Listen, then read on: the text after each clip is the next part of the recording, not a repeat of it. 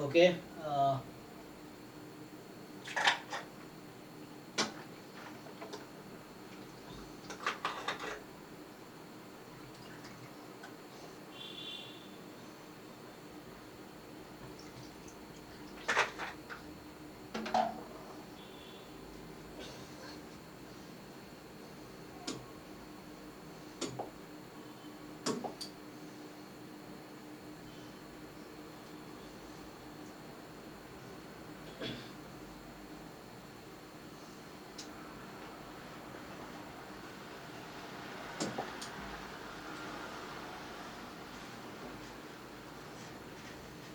ठीक है ना। तो इसमें बस एक ही टॉपिक बचा है, बाकी तो हमने कंप्लीट कर लिया ना।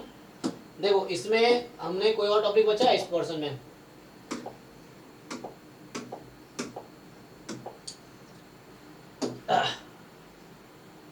जैसे ये हमने कर ही लिया था फाइनाइट, काउंटेबल, अनकाउंटेबल, ये तो अभी रिसेंटली किया था।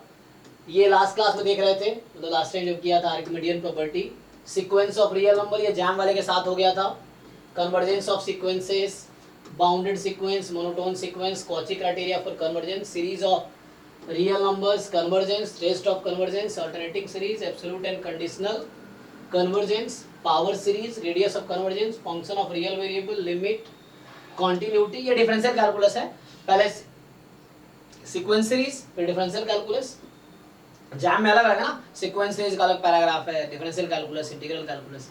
यहाँ सब एक साथ कैलकुलस में आ गया, सीक्वेंस सीरीज भी, डिफरेंशियल कैलकुलस, इंटीग्रल सब आ गया। तो ये है फंक्शन यूनिफॉर्म, यूनिफॉर्म क्वांटिटी हम डिस्कस कौन सा मॉडर्न फंक्शन। हाँ, वो पहले तुम जैम वाले सारा कंटेंट कंप्लीट करो, तब तुम्हें समझ आएगा। तो डिफरेंशिएबिलिटी क्या होता है? एक तो वर्ड मोनोटोन फंक्शन क्या होता है, व्हाट इज डेफिनेशन? कोई बताओ भाई, मोनोटोन फंक्शन का क्या डेफिनेशन है?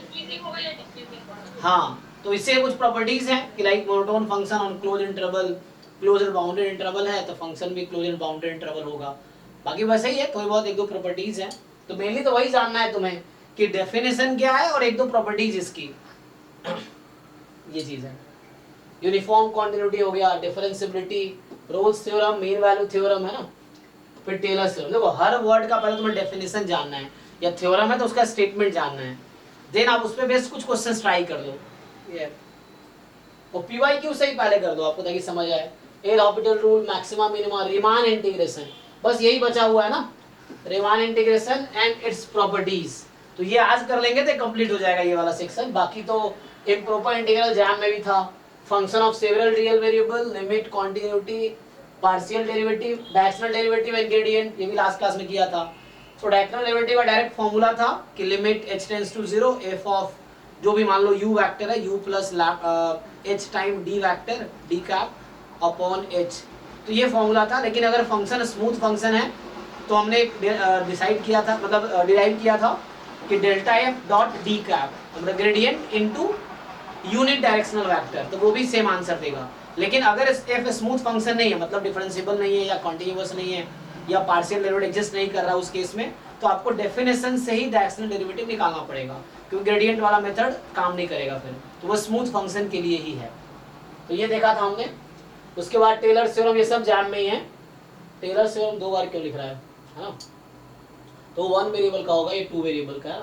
Total derivative, maxima, minima, saddle point, method of Lagrange multiply, double and triple integration and their application. तो ये सब इंटीग्रल कैलकुलस हो गया, डबल इंटीग्रल, ट्रिपल इंटीग्रल, है ना। तो इसमें सब आ गया, area, volume, length of arc, volume of revolution, ये सब इसमें आ गया।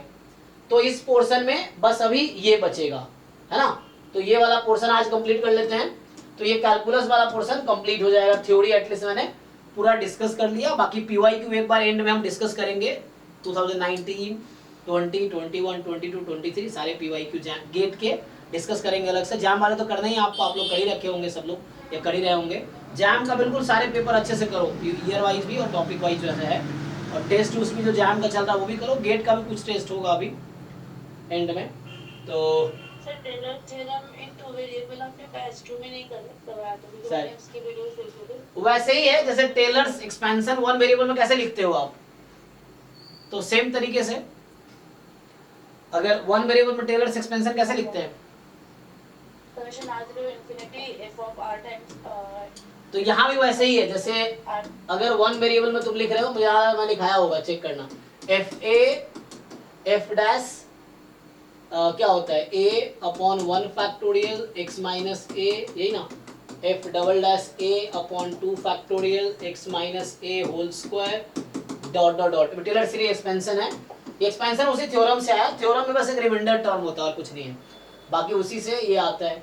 टू वेरिएबल में क्या होगा, मान लो f of x comma y है और a b के अलॉन्ग कर रहे हैं, तो मुझे तो याद आ रहा मैंने लिखाया है, चेक करो किस बैच में लिखाया है, f ऑफ a b, फिर यहाँ क्या होगा, partial derivative of x at A B, है ना, upon 1 factorial x minus a, यहाँ पार्शियल डेरिवेटिव x के रेस्पेक्ट में हो रहा है तो बस इसका पावर आएगा, एंड से ही आगे partial derivative of y with respect to A B upon first derivative है ना, तो यहाँ आएगा y माइनस बी की पावर 1, फिर अगला आएगा f ऑफ तो ये फर्स्ट डेरिवेटिव हो गया, फर्स्ट पार्शियल डेरिवेटिव, ऐसी सेकेंड पार्शियल डेरिवेटिव करोगे आप, so f of x y at A b, अब एक्स वाई किया है तो अपॉन में 2 फैक्टोरियल, अब एक्स वाई दोनों के रेस्पेक्ट में है, तो एक्स माइनस ए वाई, दूसरा फॉर्म भी है लिखने का, एक और तरीका है, मैं पूरा ओपन करके लिखा हूँ, कुछ लोग वैसे डायरेक्टली लिखते हैं, ये आ जाएगा, फिर एफ एक्स वाई ना, F X X upon 2 factorial A B x minus A whole square. वैसे भी ये जैम बेस पे क्वेश्चन आए हैं, तो जब अगर नहीं कराए होंगे किसी एक बैच में, तो जैम का जब क्वेश्चन डिस्कस कर रहे होंगे तब लिखाना ही पड़ेगा, क्योंकि एक दो क्वेश्चन इस पे आया हुआ है जैम में। प्लस फिर आएगा आपके पास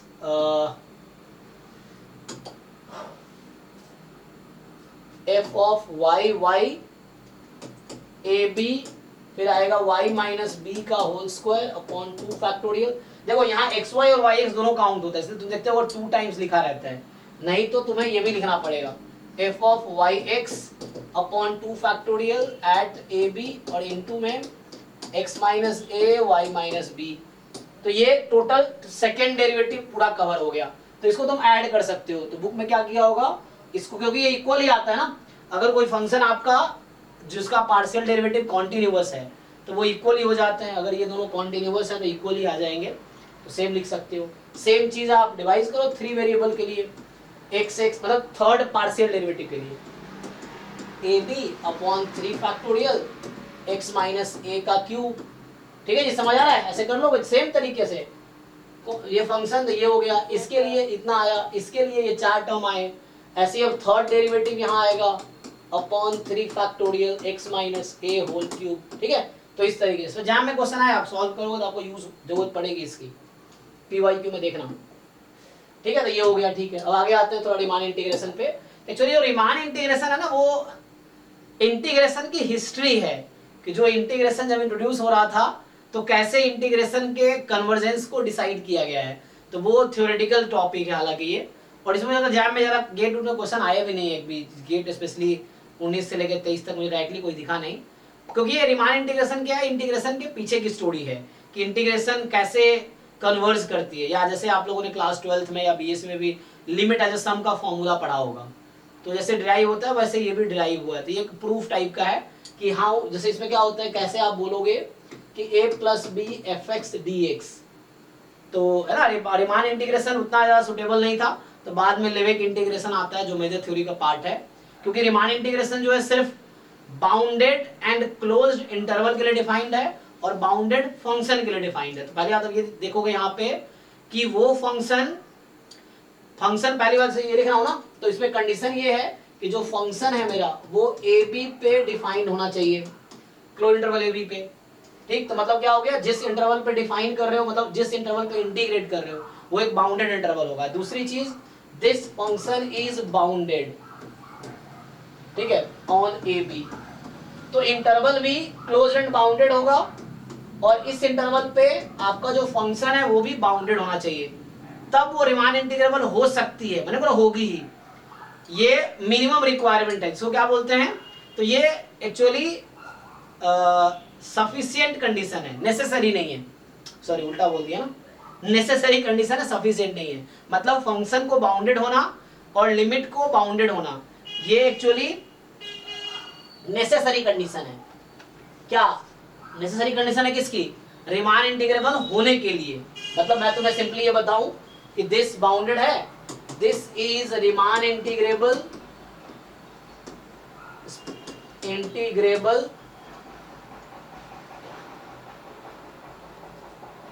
इफ।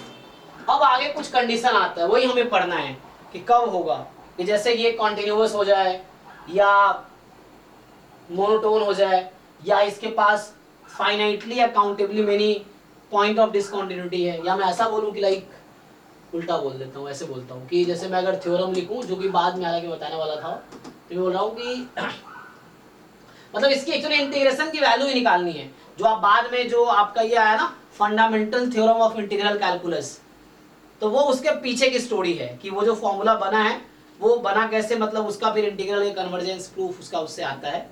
तो कैसे आप बताते हो कि इसके एग्जांपल के तौर पे x dx 1 से 2 मान लो, या फॉर एग्जांपल 0 से 1 ले लो, तो इसका आंसर 1/2 आएगा। तो ये अगर रीमान, अभी तो सीधा मुझे पता है कि x का इंटीग्रेशन x²/2 होता है, लिमिट 0 से 1 रख देंगे 1/2 आ गया, तो ये तो आप डायरेक्टली फॉर्मूला यूज कर लिया। लेकिन जो एनालिसिस होता है ना, real analysis is a theory of calculus, calculus में सीधा फॉर्मूला यूज करते हैं, और जो रीएनालिसिस है वो उसके पीछे की स्टोरी बताती है कि ये थ्योरी डेवलप कैसे हुई, जो आप डायरेक्टली यूज कर रहे हो वो डेवलप कैसे हुई। तो वही रीमान इंटीग्रेशन है कि इसके आंसर जो 1/2 आ रहा है, तो ये हम रीमान इंटीग्रेशन से प्रूव करेंगे कि इसके आंसर 1/2 आएगी, है ना। जैसे x² का इंटीग्रेशन अगर मैं करूं, तो हम लोग ये जैसे 1 का इंटीग्रेशन है 1 dx 0 से 1, तो रीमान इंटीग्रेशन से हम ये प्रूव करेंगे पूरा थ्योरेटिकली कि कैसे 1 आया। तो एग्जाम में हालांकि एक इवेलुएट तो करना आएगा नहीं, बस ये पूछ सकता है रीमान इंटीग्रेबल है कि नहीं है, तो उसके लिए कुछ थ्योरम्स है वो यूज कर लो, जैसे यूनिफॉर्म कॉन्टिन्यूटी में था। तो हाँ, तो मैं ये कह रहा था कोई फंक्शन f है, f रीमान इंटीग्रेबल होगा ना, कि मान लो इंटीग्रेबल, देन f पहली बात बाउंडेड होगा, पहली कंडीशन है f इज बाउंडेड एंड एक क्लोज इंटरवल में बाउंडेड होगा। खुद फंक्शन बाउंडेड है ये, बट ये इसको क्या बोलते हैं, ये बोलते हैं ना कि this is the necessary condition, इसको बोलते हैं this is necessary condition for this, not sufficient. अब अगर कोई अगर फंक्शन बाउंडेड है, खुद फंक्शन बाउंडेड है और इंटरवल भी बाउंडेड, इसका मतलब ये नहीं कि वो फंक्शन क्या होगा, रीमान इंटीग्रेबल होगा, जरूरी नहीं है। मतलब हर बाउंडेड फंक्शन जरूरी रीमान इंटीग्रेबल है, लेकिन हाँ जो फंक्शन रीमान इंटीग्रेबल है वो बाउंडेड ही होगी, ये जरूरी है। तो ये वन वे ट्रू है, मतलब ये थ्योरम ओके है। तो मैं ये कह रहा था कि फंक्शन का बाउंडेड होना एंड इंटरवल का बाउंडेड होना, this is the necessary condition for the Riemann integrability, जो भी है ना इंटीग्रेबल होने के लिए ये जरूरी है। तो मैं पीछे की स्टोरी स्टार्ट करता हूँ कैसे डेवलप होता है इसका थ्योरी। तो समझ रहे हो यहाँ जरूरत क्या है कि अगर कोई फंक्शन अनबाउंडेड है तो रीमान इंटीग्रेबल नहीं होगा, कोई किसकी इंटीग्रल की लिमिट 0 से इन्फिनिटी है तो रीमान इंटीग्रेबल नहीं होगा, तो वो इम्प्रॉपर इंटीग्रल हो जाता है ना। तो वो जब कोई लिमिट अनबाउंडेड है या फंक्शन अनबाउंडेड है तो वो इम्प्रॉपर इंटीग्रल बोलते हैं उसको ना हम लोग। तो रीमान इंटीग्रेबल में होने के लिए फंक्शन बाउंडेड होने चाहिए और लिमिट भी बाउंडेड होनी चाहिए। तो वही मैं आप चेक करना है, तो ये नेसेसरी है, सफिशिएंट नहीं है, तो मुझे वही चेक करना। आपको एक फंक्शन दिया होगा जो बाउंडेड होगा, लिमिट बाउंडेड होगी, अब आपको पूछेगा क्या ये रीमान इंटीग्रेबल है, तो आपको डिसाइड करना है कि है कि नहीं है। अगर कोई फंक्शन ऐसा दिया है कि अनबाउंडेड है तो डायरेक्टली बोल दो रीमान इंटीग्रेबल नहीं है। किसी की लिमिट अनबाउंडेड है, 0 से इन्फिनिटी लिमिट है, 1 से इन्फिनिटी है, या माइनस इन्फिनिटी से प्लस इन्फिनिटी लिमिट है इंटीग्रेबल की, तो मतलब इंटीग्रेशन की, तो वैसे वो रीमान इंटीग्रेबल नहीं है। ठीक है, तो क्या स्टोरी है, तो ये स्टार्ट होती है, ठीक है ना। तो ये पूरी स्टोरी जो रीमान इंटीग्रेबल पूरी स्टोरी है कि इसकी वैल्यू क्या आएगी। पहली बात, इसकी वैल्यू एग्जिस्ट करेगी या नहीं करेगी, एग्जिस्ट करेगी तो क्या होगी, ये पूरी स्टोरी है। ठीक है, जहां पे फंक्शन हमारा बाउंडेड होगा तो उसकी स्टोरी है fx is bounded on ab। अब ये थोड़े सा थ्योरी है तो मैं थोड़ा पीछे अब आता हूं। तो हमें क्या करना होता है, हमें करना होता है पार्टीशन। पार्टीशन किसका, मैं इसको इंटरवल आई बोलूंगा, so I have interval I a, b, मैं इस इंटरवल का करूंगा partition. So partition of interval, ये यहां से ये टॉपिक स्टार्ट होगा पार्टीशन ऑफ इंटरवल से।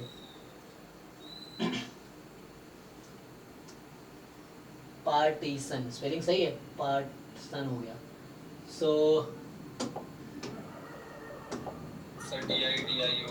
ठीक है ना, पार्टीशन। अच्छा ये बताओ, पार्टीशन वर्ड हम लोग वहां भी यूज करते हैं, कहाँ पे? जब टोटल प्रोबेबिलिटी तुम लोग यूज करते हो या बेस थ्योरम लगाते हो, तो जो E1 E2 E3 En बनती है वो पार्टीशन एक्चुअली सैंपल स्पेस का ना। तो वहां पे क्या डेफिनेशन होता है पार्टीशन का?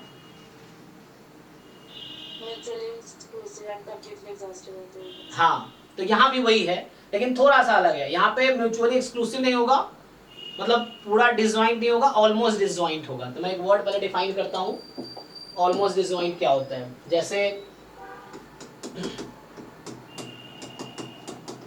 डिसजॉइंट इंटरवल, और एक वर्ड मैं यूज करूंगा ऑलमोस्ट डिसजॉइंट इंटरवल, ठीक है। तो देखो पार्टीशन का डेफिनेशन ऑलमोस्ट वही है जो आपने बताया कि लाइक जो बेस थ्योरम और टोटल प्रोबेबिलिटी का जो अजम्पशन है कि E1 E2 E3 En should be pairwise disjoint and their union is equal to the sample space, तो वो पार्टीशन बनाता है। देन ए कोई इवेंट है उसी सैंपल स्पेस से रिलेटेड, तो प्रोबेबिलिटी ऑफ ए बराबर summation probability of EI into A given EI, तो वहीं से आता है। तो सेम यहाँ पे भी है, तो वही पार्टीशन यहाँ भी है, लेकिन यहाँ इंटरवल डिसजॉइंट नहीं होगा, ऑलमोस्ट डिसजॉइंट होगा। तो क्या होता है ऑलमोस्ट डिसजॉइंट? तो डिसजॉइंट आप लोगों को पता ही है कि कोई टू इंटरवल है, मान लीजिए टू इंटरवल, मान लीजिए I1 and I2 are disjoint, तो इफ एंड ओनली इफ, इसका डेफिनेशन पता है सबको को, I इंटरसेक्शन J क्या होगी? फाई होगी, मतलब I1 इंटरसेक्शन I2 फाई हो गई। अब दूसरा क्वेश्चन ये क्या होता है, ऑलमोस्ट डिसजॉइंट क्या होता है, कोई बताओ? What is definition of almost disjoint?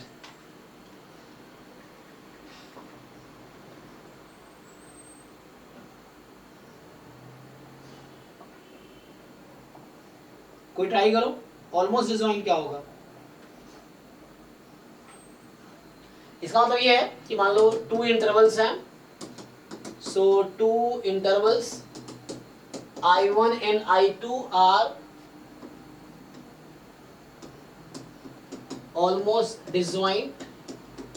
अब देखो हर बुक का अपना तरीका होता है, मैं अपने तरीके नोट से पढ़ा रहा हूँ, तो मैंने जिस बुक से पढ़ा है उसके हिसाब से बता रहा हूँ। सो two intervals I1 and I2 are almost disjoint if and only if I1 intersection I2 is empty or a singleton set, ठीक है ना। तो मतलब ऐसा हो सकता है या तो एम्प्टी है या एक एलिमेंट कॉमन है, चलेगा, मतलब एंड पॉइंट कॉमन है। मतलब ये हो गया कि जैसे एग्जांपल के लिए मैं बता देता हूँ, तो यहाँ पे एग्जांपल क्या बनेगा, I1 जैसे 0 1 है और I2 2 3 है, तो ये आपका डिसजॉइंट है। यहाँ पे क्या होगा, I1 जैसे 0 1 है और I2 आपका 1 2 है, तो ये डिसजॉइंट नहीं है ना, ऑलमोस्ट डिसजॉइंट है। अच्छा यहाँ पे स्टोरी इसलिए ये डिफाइन करना पड़ रहा है क्योंकि हम लोग जितने भी काम करेंगे सारा काम क्लोज इंटरवल पे करेंगे, मतलब इंटरवल जो लिमिट है A to B इंटरवल की वो भी क्लोज इंटरवल होगी, और उसके जो पार्टीशंस कर रहे हैं तो वो पार्टीशंस वाले इंटरवल्स भी क्लोज इंटरवल ही होंगे। इसलिए मुझे इस वर्ड को डिफाइन करना पड़ रहा है ना, कि जैसे 0 1 1 2, तो इन दोनों का यहाँ पे इंटरसेक्शन क्या है, I1 इंटरसेक्शन I2 जो है यहाँ पे सिंगलटन 1 आएगा, है ना, 1 कॉमन है, तो ये ऑलमोस्ट डिसजॉइंट बोलेंगे इसको। वरना कई जगह इसको ओपन लगाता है, ठीक है, बट ये सारे काम क्लोज इंटरवल में होता है, इसलिए मैं ये डिफाइन कर रहा हूँ। हो सकता है कुछ बुक में डिसजॉइंट से ही काम किया हो, तो यहाँ 0 1 के लिए यहाँ ओपन इंटरवल ले लेगा वो, तो उसको डिसजॉइंट बनाने के लिए फिर ओपन इंटरवल ले लेगा। तो मैं इस पे वो कर रहा हूँ, हालांकि थ्योरी पूछा है। तो पार्टीशन क्या होगा ऐसे ही कि मान लो I आपका इंटरवल, मुझे किसकी बात करनी है, इसकी बात करनी, तो ये AB जो है लिमिट है इंटीग्रल की, A to B जो AB इंटरवल है क्लोज इंटरवल, ये इंटीग्रल की लिमिट है। तो मुझे इसको पार्टीशन करना है। क्यों पार्टीशन करना है, क्योंकि इसका मैं फॉर्मूला डेवलप करूंगा कि ये एक्चुअली इक्वल है ना, ये कब कन्वर्ज करेगी, इसकी वैल्यू कब फाइनाइट आएगी, या कब हम बोलेंगे कि ये जो फंक्शन fxy है, fx है, that is Riemann integrable on interval AB। तो वो हम थ्योरी देखने जा रहे हैं कि कब बोलेंगे रीमान इंटीग्रेबल, उसका थ्योरी क्या है। तो स्टार्ट होता है पार्टीशन ऑफ इंटरवल से। सो I आपका इंटरवल है A, B, ठीक, अब इसमें क्या होगा कि जैसे ये नंबर लाइन है, मान लीजिए ये आपका ए है, ये बी है, अब बीच में कुछ पॉइंट लेंगे, आप पार्टीशन कर रहे हैं तो ये पॉइंट मान लो आपने लिया, ए जो है x0 है, उसके आगे x1 x2 एंड xn, तो xn जो है वो b है ना, मतलब डिफरेंट पॉइंट्स हैं यहाँ पे। तो जैसे x0 तो यही है कि x1 हो गया, x2 हो गया, xn-1 यही है, ये खुद xn हो गया। तो ये जो इंटरवल मेरा ए बी था, उस इंटरवल को हमने अभी n पार्ट में डिवाइड किया, ठीक। तो यहां से जैसे मैं डिफाइन करूं कि I1 जो इंटरवल है वो मेरा होगा x0 टू x1, I2 जो इंटरवल होगा वो x1 टू x2। अब चेक करो, जो मैंने डेफिनेशन लिखा है तो मेरे हिसाब से I1 I2 जो है that is not disjoint, they are, इसको हम बोलेंगे I1 I2 are almost disjoint, ठीक है। So I1 and I2 are almost disjoint, ऐसे चलता रहेगा स्टोरी। तो In जो होगी मेरी इंटरवल वो होगी xn-1 से xn तक की, देख लीजिए। तो मेरे पास n इंटरवल्स हैं। अब मैं बोलूंगा कि ये जो n इंटरवल्स हैं एक्चुअली क्या कर रहे हैं, ये पार्टीशन है, किसके पार्टीशंस हैं, इस इंटरवल के। तो ये मैं डिफाइन करना चाह रहा था कि this is the partition of, तो मैं बोल रहा हूँ क्या ना, तो set of intervals I1 I2 In। अब कुछ बुक में आपको क्या करता है, वो इंटरवल से पार्टीशन को लिखता है, कुछ बुक में एंड पॉइंट से लिखता है, ये तो ऐसा लिखेगा, या कुछ बुक में ऐसा लिखेगा x0 x1। अब आप देख लो, आप जो बुक फॉलो कर रहे हो उसमें क्या है ना। तो कुछ में पार्टीशन को इंटरवल के हिसाब से लिखता है, कुछ में एंड पॉइंट को, यही ज्यादातर बुक में यही लिखा रहता है। So this is partition of I, ठीक है ना। तो मैं ये डिफाइन कर रहा हूं कि ये मेरा पार्टीशन है ए बी का, ठीक है ना। तो ये यूनिक नहीं होगा, आप नॉन यूनिक, जैसे एग्जांपल के लिए नॉन यूनिक बना सकते हो। एग्जांपल के लिए मान लीजिए जैसे मेरा इंटरवल I है 0 1, ठीक। तो मैं इसका पार्टीशन अगर बनाऊं तो मेरी मर्जी है, जैसे 0 1 तो मैं सिर्फ हाफ लूं बीच में, तो एक पार्टीशन मेरा होगा, तो मैं सेट लिख देता हूँ P1 मतलब पार्टीशन। तो पार्टीशन को या तो एंड पॉइंट से लिखो या फिर इंटरवल से लिखो, जैसे मैं एंड पॉइंट से लिख देता हूँ, तो 0 1/2 1, तो इसका मतलब क्या हुआ 0 1/2 1। ये मेरे 3 पॉइंट लिए, इसका मतलब ये समझ लो कि जो मेरा I1 है वो 0 से हाफ है, और जो I2 है वो हाफ से 1 है। तो आप एक चीज नोट कर सकते हो यहाँ पे कि एंड पॉइंट n+1 है, मतलब लाइक इसमें पॉइंट्स कितने n+1 है, और इंटरवल्स n है ना। उसको वो सिंपली समझ आ रहा होगा आप लोगों को ऐसा क्यों है। So we have n intervals, so we call this n interval form partition of this। क्यों? क्योंकि ये सब ऑलमोस्ट डिसजॉइंट है, और इन सब का यूनियन लोगे तो क्या आ जाएगा, इन सब का यूनियन इसके इक्वल आ जाएगा, हाँ। तुम चेक कर लो,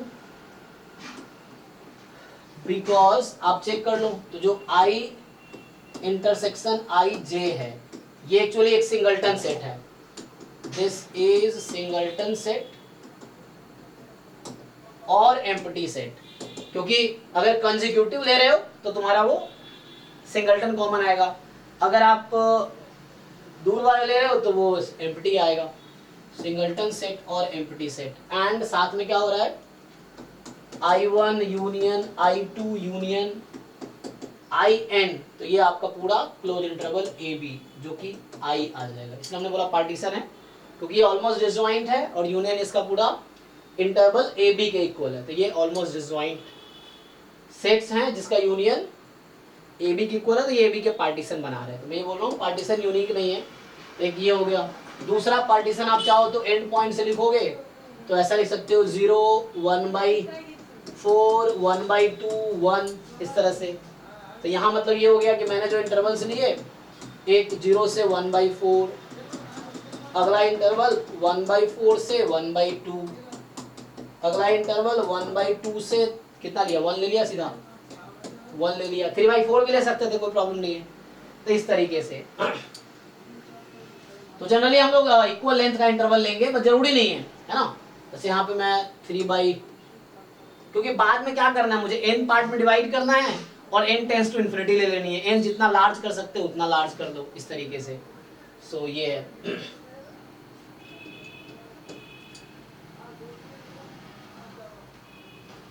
ठीक है ना। तो ये तो हो गया आपका पार्टीशन। तो पार्टीशन में पॉइंट के थ्रू ही लेके चलता हूँ। तो ये पार्टीशन है, और पार्टीशन आप बना सकते हो। पार्टीशन 3 हो सकता है, 0 1/3 2/3 1, ये भी एक पार्टीशन है। इस तरीके से तो आप डिफरेंट पार्टीशन बना सकते हो। किसका पार्टीशन, ये लिख रहा हूँ मैं कुछ पार्टीशन 0 1 इंटरवल का।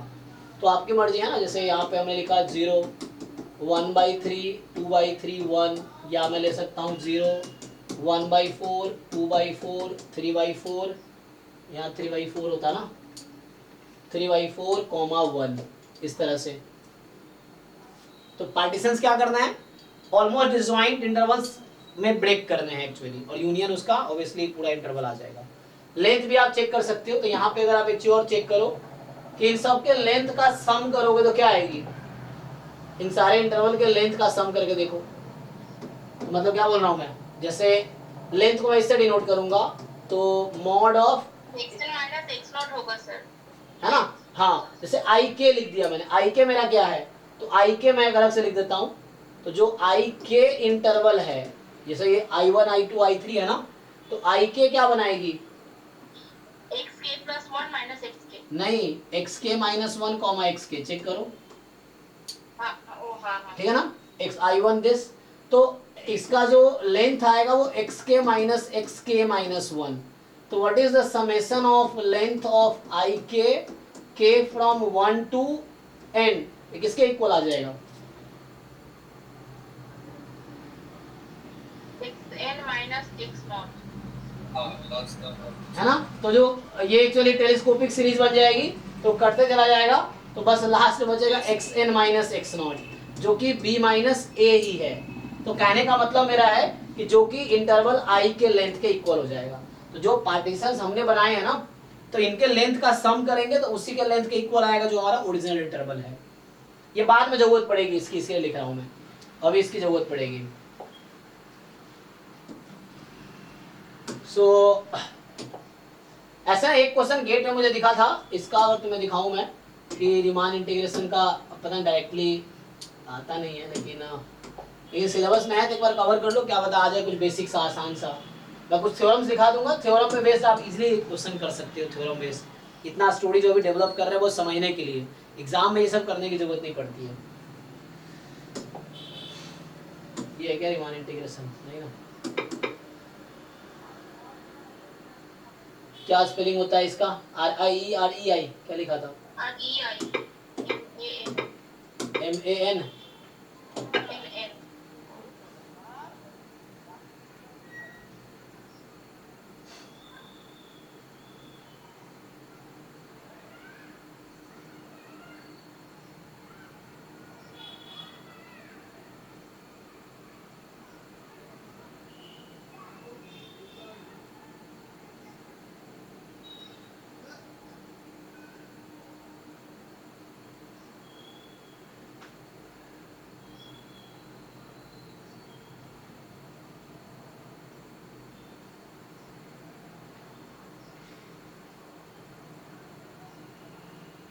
अरे मिला ही नहीं, सर्च नहीं कर पाया। तो एक्चुअली सर्च नहीं कर पा रहा है। तो यहाँ पे एक क्वेश्चन मिला था मुझे, मैं लिख दूंगा, एक दो क्वेश्चन आ जाते हैं, तो करना तो है ही आपको।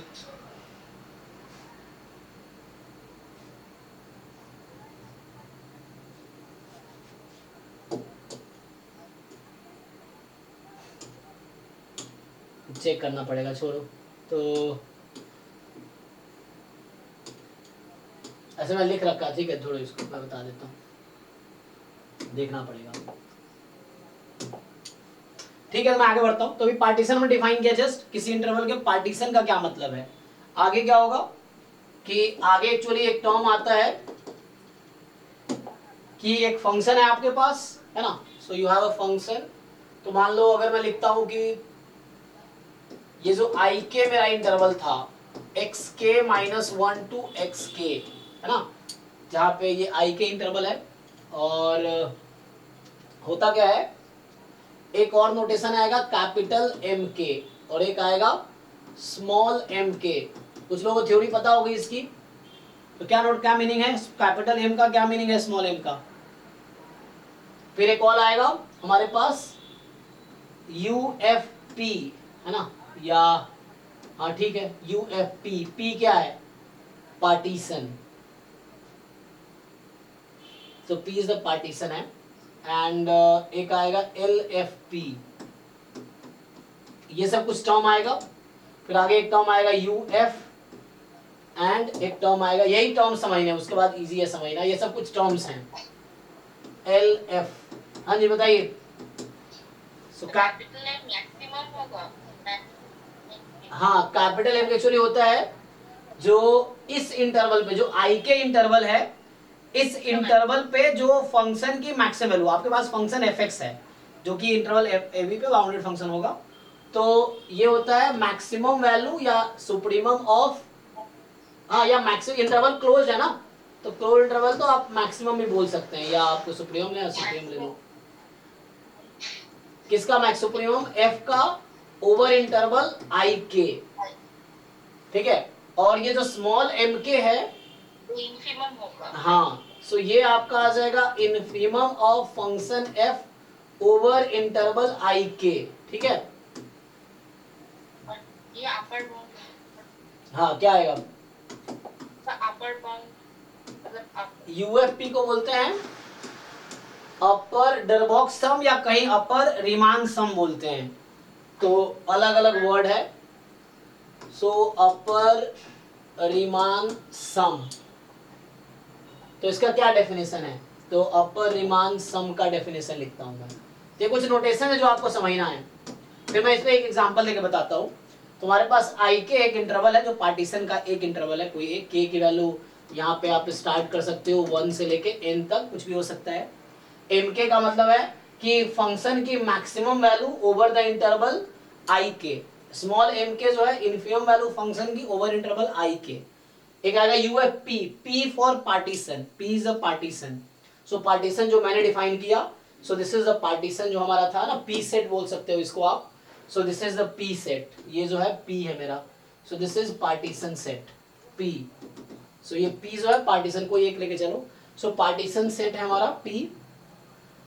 सो यूएफपी का मतलब अपर रिमान सम, और इसका मतलब होता है समेशन कैपिटल एम के time length of interval I के, ये आएगा मॉड ऑफ आई के, ये मतलब है। तो किसके इक्वल आ जाएगा ये, k फ्रॉम 1 to n। इसको और ओपन करोगे तो क्या बनेगा, k from 1 to n m k, उस इंटरवल का लेंथ कितना है, xk माइनस xk माइनस 1, ये हो गया। ऐसे ही आएगा LFP, तो इसका नाम ऐसे ही है लोअर रिमान सम, लोअर रिमान सम। इसका डेफिनेशन है समेशन सिमिलर स्मॉल m के लेंथ ऑफ आई के, k फ्रॉम 1 to n, तो ये आ जाएगा summation k from 1 to n small m के टाइम्स कितना, सेम दिस। तो ये टर्म डिफाइन हो गया। अब एक टर्म आता है capital UF. So capital UF क्या है, अब देखो जैसे जो कैपिटल यूएफ है, ये एक्चुअली जो है ये इंपॉर्टेंट है। जो कैपिटल यूएफ है इसको बोलते हैं अपर रिमान इंटीग्रेशन। तो यहाँ P गायब हो गया, P क्यों गायब हो गया आप याद रखो, जैसे देखो अब यूं समझो ये ज्वाइंट है, और ज्वाइंट से मार्जिनल कैसे निकलता है, उसको इंटीग्रेट करके, हाँ वहां पे। तो यहाँ पे क्या होता है कि जैसे P है ना, P एक पार्टीशन है। अब ये कहता है कि you take supremum of LFP over all partitions. तो यहाँ एक मैं नया नया नोटेशन लिखता हूँ पाई। देखो पहले तो मैं कुछ नोटेशन लिखा दूं। सो पाई जो है ये नोटेशन जो मैं यूज कर रहा हूं, मैं यहाँ पे लिख देता हूँ। एक तो P यूज किया मैंने, तो P मतलब इज अ पार्टीशन सेट। जैसे ये था कि इंटरवल I1 से लेके IK तक ऐसे लिख लो, या फिर पॉइंट एंड पॉइंट के करस्पॉन्डिंग आप ऐसा लिख सकते हो। तो ये P सेट है। एक सेट मैं यूज करूंगा कैपिटल पाई। कैपिटल पाई का मतलब है, मतलब ये pi simply set of all partitions. मैंने बताया ना एक सेट के इनफाइनिटली मेनी पार्टीशंस हो सकते हैं। कुछ पार्टीशन करके दिखाया। तो ये P एक आर्बिट्री पार्टीशन सेट है। पाई में सेट ऑफ ऑल पार्टीशंस हैं, सेट ऑफ ऑल पार्टीशंस। एक एग्जांपल के थ्रू लिखूंगा, आपको सब समझ आ जाएगा। सेट ऑफ ऑल पार्टीशन, ठीक है। सो सेट ऑफ ऑल पार्टीशन ये पाई है। तो यहाँ पे क्या लिख रहा हूँ देखो, तो ये यूएफ का जो मीनिंग है supremum of LFP where P belongs to pi. मतलब आप कोई भी पार्टीशन सेट में कोई पार्टीशन लो, जिस पार्टीशन पे हाईएस्ट वैल्यू देगी वो है। और LF क्या होगा, तो सिमिलर ही है। What is LF? infimum of LFP P belongs to pi. हाँ, इनफीमम ऑफ, एक मिनट थोड़ा सा गड़बड़ हो गया। सो लोअर है तो उसका सुप्रीमम, अपर का इनफीमम। जरा समझो इसके पीछे की स्टोरी। जो अपर है UFP उसका infimum over P belongs to pi. तुम समझ, जो अपर रिमान सम था उसका इनफीमम लिया और जो लोअर रिमान सम है उसका सुप्रीमम ले रहे हैं। अब इसी के बेसिस पे रिमान इंटीग्रेशन डिफाइन होता है। अब हम डिफाइन करेंगे मैं थ्योरम। इससे पहले मैं थोड़ा UFP और LFP के बारे में बताता हूँ ग्राफ के थ्रू। जरा समझो कि आपका कोई फंक्शन ऐसा है, फॉर एग्जाम्पल अभी मैं अगर ले लूँ चलो y बराबर x एग्जाम्पल के लिए, तो होता क्या है, आपका कोई इंटरवल है, मान लो ये a है और ये b है, ये आपका इंटरवल a b है। इसको क्या किया मैंने, n पार्ट में डिवाइड किया। तो समझो जरा, ये लिया, अभी के लिए समझ लो n पार्ट है। तो ये x0 था, यही x1 था, फिर ये xn-1 और यही वाला xn था। अब होता क्या है, जैसे ये है ना,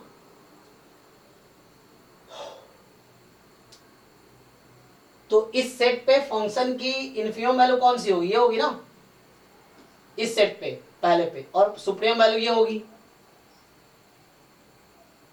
फिर यहाँ पे इस सेट पे तो होता क्या है एक्चुअली कि जो भी आप बनाते हो, जैसे कोई फंक्शन है ना, तो जो भी अपर वाला सम आएगा तो यहाँ पे दो तरह की चीजें होंगी।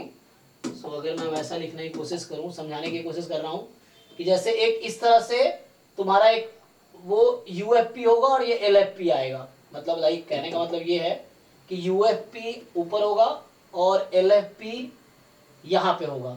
हमने क्या किया, जो LFP है जो लोअर रिमान सम था उसका सुप्रीमम ले रहे हैं और अपर रिमान सम का इनफीमम ले रहे हैं, क्योंकि एक में हम क्या कर रहे थे, कैपिटल M के यूज करें, एक में स्मॉल m के यूज करें। कैपिटल M के क्या है, फंक्शन की सुप्रीमम वैल्यू, तो जो अपर वैल्यू होगी, और LFP में क्या है कि स्मॉल m के यूज कर रहे हैं, फंक्शन की स्मॉलर वैल्यू। तो ये इस तरह से ये फंक्शन आएगा। फिर बाद में समेशन कर रहे हैं हम, एक्चुअली एक एक रेक्टेंगल का एरिया निकाल रहे हैं। समेशन का मतलब कि तुम क्या देख रहे हो, length of interval into infimum value, यही कर रहे थे ना। तो एक में ये फाइंड कर रहे हैं और एक में लोअर वाला फाइंड कर रहे हैं। जैसे तुम UFP का डेफिनेशन क्या है, देखो जरा, UFP का डेफिनेशन है m के, ठीक है, फंक्शन की supreme value into length of interval. तो क्या कर रहे हैं यहाँ पे हम क्या कर रहे हैं कि इस वाले रेक्टेंगल का एरिया निकाल रहे हैं, जहां पे लेंथ तो यही है और विड्थ के लिए हम लोग जो सुप्रीम वैल्यू है वो यूज कर रहे थे। ये वाला रेक्टेंगल हो गया, यूं समझ लो, इतना आ गया। ये अपर रिमान सम होगा, इसी में सब में ऐड कर लो, यही करके सब में ऐड कर लो, तो ये ऊपर वाली वैल्यू आ जाएगी यहाँ से। तो इस तरह से जब लोअर रिमान सम में तुम क्या कर रहे हो, लोअर से रिमान सम में क्या कर रहे हो, तुम लेंथ तो यही ले रहे लेकिन फंक्शन की इनफीमम वैल्यू यूज कर रहे हो तुम। तो मतलब तुम इसका एरिया निकाल रहे हो, ठीक। तो ये एरिया लोअर रिमान सम है और यही चीज तुम पूरे इंटरवल में कर रहे हो, यही चीज तुम पूरे इंटरवल में कर रहे हो। तो ये जो पूरा आएगा तो इसके बिलो जो टोटल एरिया आ जाएगा, ये इतना वाला है और ये अपर रिमान सम है। तो जो लोअर रिमान सम का सुप्रीमम ले रहे हैं, अपर रिमान सम का इनफीमम ले रहे हैं, और अगर वो दोनों इक्वल आ गया तो हम बोलेंगे कि फंक्शन इंटीग्रेबल है। अगर इक्वल नहीं आया तो इंटीग्रेबल नहीं है। इतना ही स्टोरी है इसका। अब एग्जांपल समझते हैं। तो यहाँ हमने LFP जो आया उसका सुप्रीमम लिया, क्योंकि पार्टीशन है ना, जितना पार्टीशन करेंगे सेट ऑफ ऑल पार्टीशन पे, पार्टीशन रेस्ट्रिक्टेड नहीं है कितने भी, और UFP का इनफीमम लिया, जो अपर रिमान सम का इनफीमम, लोअर रिमान सम का सुप्रीमम। अगर वो इक्वल आ गया तो इंटीग्रल डेफिनेशन क्या है, तो आगे मैं तुम्हें डेफिनेशन बताता हूँ सिंपल कि अ फंक्शन। तो ये है डेफिनेशन रिमान इंटीग्रेशन का जो अब मैं लिख रहा हूँ। तो एक एग्जांपल से समझा दूंगा अभी मैं। डेफिनेशन क्या है कि अ फंक्शन f जो क्लोज इंटरवल ए बी पे डिफाइंड है, this is bounded on A B is integrable, Riemann integrable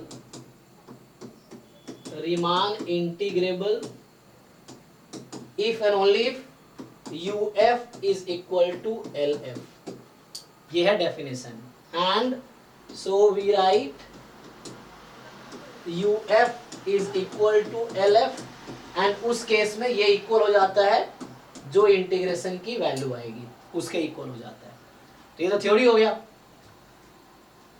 है ना। तो इसी को कुछ लोग क्या है, कुछ बुक में तुम देखना ऐसे लिखते हैं ये लोग, A to B यहाँ एक लाइन लगा रखा होगा तो ये यहाँ एक लाइन लगा देगा, मतलब अपर रीमान सम है ये, और इसको लिखेगा यहाँ एक लाइन लगा देगा और ये इक्वल है तो ये लोअर रीमान सम है, और ये A to B पूरा इंटीग्रेशन की वैल्यू है, ऐसा समझ लो।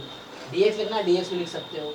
तो कुछ लोग यहाँ है ना अपर रीमान सम ये लाइन लगाते हैं यहाँ पे, ये जस्ट बताने के लिए कि ये अपर रीमान सम है, ये लोअर रीमान सम है और ये इक्वल है।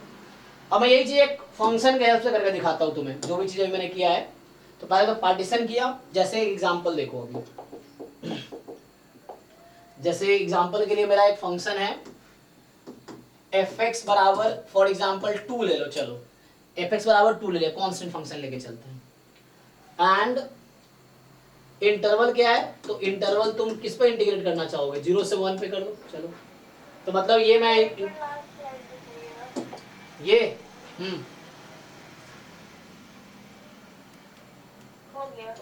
ठीक है, ये डेफिनेशन हो गया रीमान सम का। और इस डेफिनेशन तक पहुंचने के लिए मुझे कुछ टर्मिनोलॉजी डिफाइन करना पड़ा है, वो मैं भी एग्जांपल के थ्रू एक्सप्लेन करता हूँ। आई के जो कि पार्टीशन इंटरवल जो पार्टीशन में यूज हुआ है, एम के सुप्रीमम फंक्शन का उस पार्टीशन पे, मतलब उस इंटरवल पे, नॉट पार्टीशन पे, इंटरवल पे, एम के उस इंटरवल पे। फिर यहाँ पे यूएफपी एक यूज हुआ है जो कि छोटे छोटे जो रेक्टेंगल्स बनते हैं, दिखाया ग्राफ मैंने, तो ये अपर रीमान सम बोलते हैं इसको। अच्छा इसका नाम क्या है, तो इसका जो नाम है अपर रीमान इंटीग्रल है, ये यूएफ है ना, इसको बोलते हैं अपर रीमान इंटीग्रल। कुछ कुछ बुक में आप पढ़ोगे तो बोलता है अपर डरवॉक सम, लोअर डरवॉक सम, बात वही है, कुछ अलग अलग बुक का अलग नोटेशन है। तो यहाँ लिखता होगा अपर डरवॉक सम, लोअर डरवॉक सम, इस तरह से, तो सेम चीज है। तो ये अपर रीमान इंटीग्रल, और ये इसे सॉरी एल है ना, तो ये लोअर वाला था, यहाँ अपर नहीं, ये लोअर वाला है, ठीक है। अरे क्या लिख रहा हूँ, सॉरी, यहाँ तो अपर ही है क्योंकि यूएफ है ना, UF is the upper and LF is the lower, ठीक है। तो मैं क्या करूँ, एक थोड़ा सा ना मिस्टेक लिखने में हो गया यहाँ पे, ये इसका ठीक है, यहाँ नोटेशन इंटरचेंज हो गया है, यहाँ ना यू होगा, यहाँ एल होगा। फिर से देख लो, जो लोअर रीमान सम का जो सुप्रीमम वैल्यू, लोअर रीमान सम का सुप्रीमम वैल्यू, वो लोअर रीमान इंटीग्रल होगा, मतलब करस्पॉन्डिंग सेम ही रहेगा। सो लोअर रीमान सम के करस्पॉन्डिंग लोअर रीमान इंटीग्रल आएगा, एंड अपर रीमान सम के करस्पॉन्डिंग अपर रीमान इंटीग्रेशन होगा। सो अपर रीमान इंटीग्रल चेक कर लो फिर से, तो यहाँ एल है, यहाँ भी एल होगा, अपर अपर लोअर लोअर।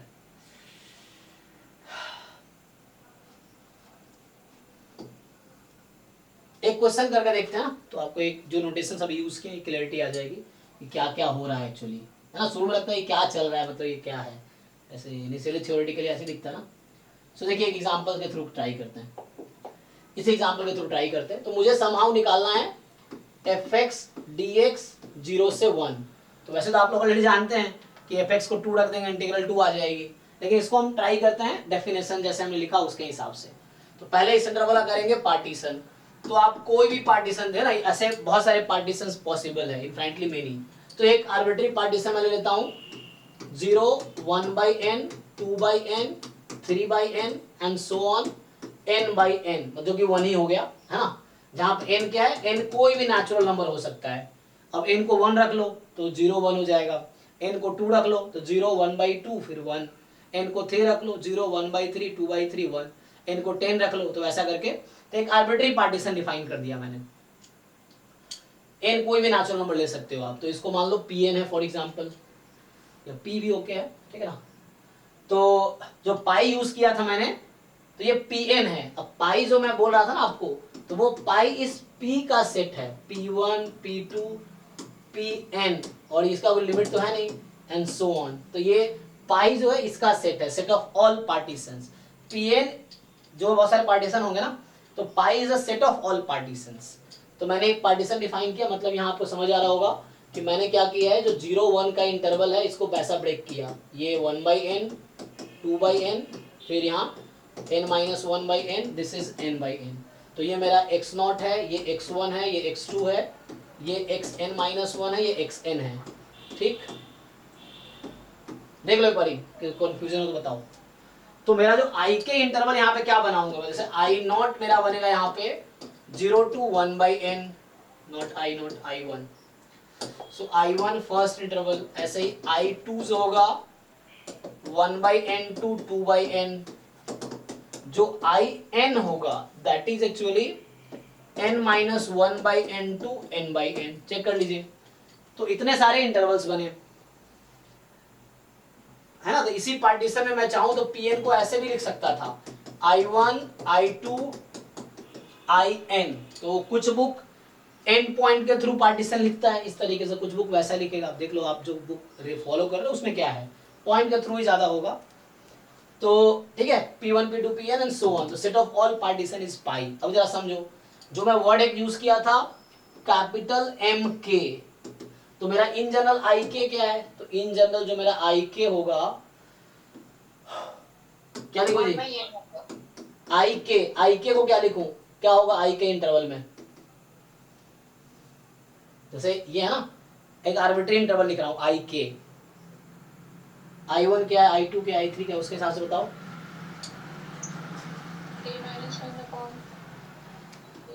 हाँ यस, K-1/n to K/n, ठीक है। जैसे यहाँ पे I2 है तो 1/n to 2/n, तो इस तरह से तो IK हो गया। अब MK था कि इस फंक्शन की सुप्रीमम वैल्यू, तो हालांकि मैंने यहाँ कांस्टेंट फंक्शन लिया है, मैं यही प्रोसेस अभी आपको x के लिए करके दिखाऊंगा, x² के लिए भी करके दिखाऊंगा, सेम प्रोसेस, तो आपको समझ आएगी कि हाँ हो क्या रहा है एक्चुअली। अभी कांस्टेंट के लिए कर रहा हूँ, अगला क्वेश्चन करेंगे x के लिए, अगला x² के लिए, तो आपको एक आइडिया मिल जाएगा। फिर हम थ्योरेटिकली जनरल थ्योरम लिखेंगे। एग्जाम में ये सब करने की आपको जरूरत नहीं पड़ेगी, वो थ्योरम से क्वेश्चन हो जाएगा। रिजल्ट्स हैं बहुत सारे, वही रिजल्ट आपको सॉल्व करवा देगा क्वेश्चन। तो स्टेटमेंट बेस्ड है, 10 सेकंड में डिसाइड कर लो, क्वेश्चन देख के डिसाइड कर लो इंटीग्रेबल है या नहीं है। तो ये सब एग्जाम में करने की, एंट्रेंस में स्पेशली, इसलिए आप BSc MSc जब कर रहे होंगे तब आपको प्रोफेसर करवाता होगा, वहां भी आपको एग्जाम में प्रूव दैट, तब जाके ये सब करना पड़ता है BSc MSc के एग्जाम में। एंट्रेंस में जैम गेट नेट में इसकी जरूरत नहीं है कि प्रूफ वहां एग्जाम में करें, ठीक है। तो function of supreme value of function on IK, तो फंक्शन तो कांस्टेंट है, तो उसको क्या ही फर्क पड़ रहा है पार्टीशन आप क्या ले रहे हो, कोई कांस्टेंट ना, चेंज तो हो नहीं रहा। तो इसका मतलब हो गया कि ये तो 2 ही रहेगा। स्मॉल MK ये इन्फिमम वैल्यू है F की ओवर इंटरवल IK, तो इसको भी क्या ही फर्क पड़ रहा, ये भी 2 ही रहेगा। अच्छा, अब मैं आता हूं उस पे जो नेक्स्ट टर्म डिफाइन किया था UFP, याद है किसी को UFP क्या डिफाइन किया था, अपर रिमान सम, इसको अपर रिमान सम बोले थे, हाँ, या अपर डरबॉक्स सम, बुक में दूसरे बुक में यूज करेगा, बुक्स में अपर डरबॉक्स सम। तो क्या था ये, समेशन कैपिटल MK और इंटरवल MK का IK का लेंथ, तो यहाँ पे लेंथ कितनी आ जाएगी, K/n minus K-1/n, K from 1 to n। लेकिन फिर से प्रॉब्लम नहीं इसलिए है क्योंकि आपका MK 2 है, तो इसको 2 रख दो, तो 2 रख दो MK को, और इसका समेशन कितना आ जाएगा बताओ,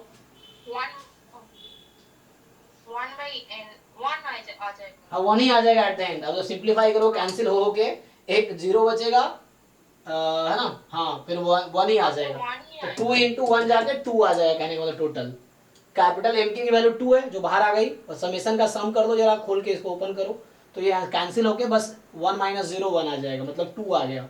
सिमिलरली जो LFP है लोअर रिमान सम, तो ये था summation small MK K from 1 to n, क्या होगा, by n minus k minus 1 by n। जी, अब आपको क्या करना है, देन अगेन बतानी है वैल्यू। तो ये भी 2 होगा। हाँ, तो ये स्मॉल, ये 2 है, ओपन करेंगे सेम ही रहेगा, तो 2 into 1, ये भी 2 आ गई।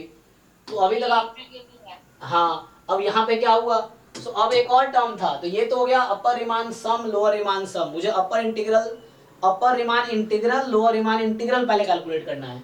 तो जो मेरा UF था वो इनफिमम वैल्यू है अपर रीमान सम का, जहां P बिलोंग्स टू पाई। पाई का मतलब ये होता है कि बहुत सारे पार्टीशन है ना, तो जिस पार्टीशन के रेस्पेक्ट में मिनिमम वैल्यू आएगी वो चूज करो।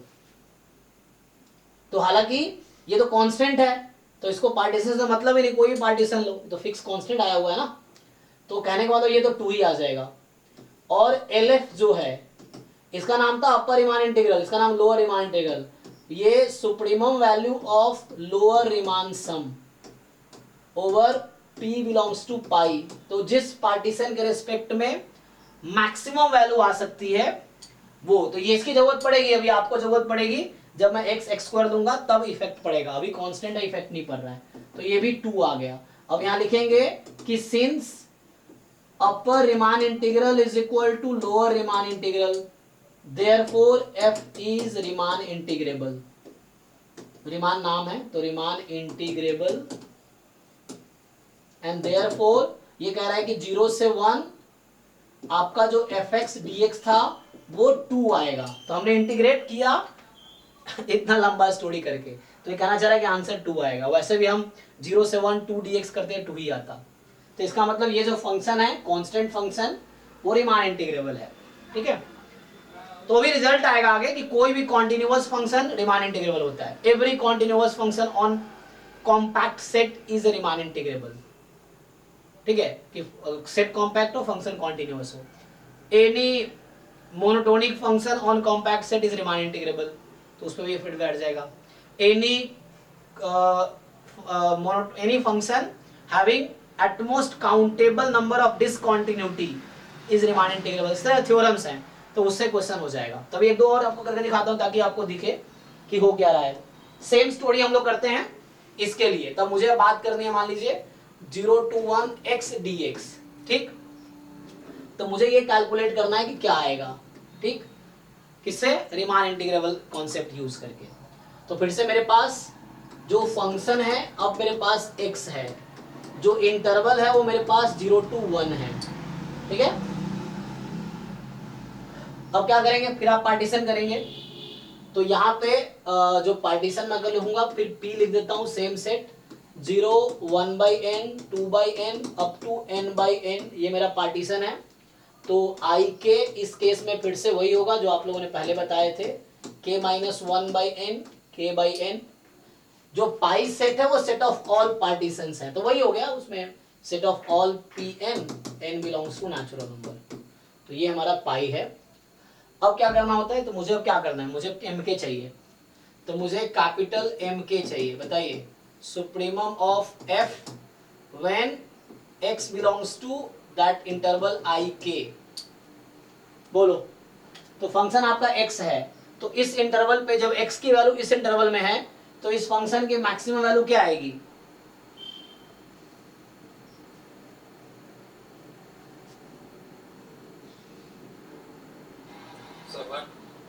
वन कैसे आ जाएगी भाई, तो 1 by n आ जाएगा। x belongs to this interval, x belongs to this interval, fx is equal to x, तो उस x की मैक्सिमम वैल्यू क्या आएगी, x by n।